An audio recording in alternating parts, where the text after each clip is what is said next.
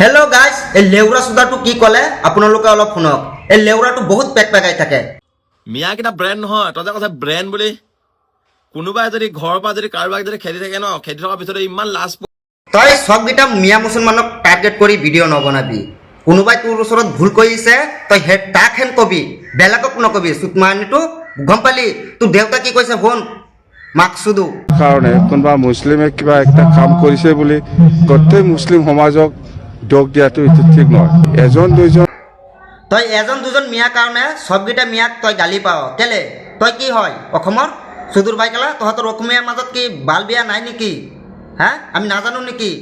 চব গোটেই জাতিটোত এনেকুৱা আছে, বাল বিয়া মানুহ আছে। সেইটো কাৰণে কেলা চব জাতিটোক তই ক'ব নোৱাৰিবি। তই কোন হয় ৰে কেলা? তই কেৰেলাত থাকি পেক পেক থাকিলে হ'ব নেকি? যা অসমত যা চুদুৰ ভাই, অসমত গৈ কৰ। চুতমানি কেলা এনেকুৱা ভিডিঅ' আৰু নবনাবি। তো গাইজ, ভিডিঅ'টো ভাল লাগিলে লাইক কমেণ্ট শ্বেয়াৰ কৰি দিব, যাতে এই চুদুৰ ভাই মোৰ ভিডিঅ'টো চাব পাৰে। চুতমানিটো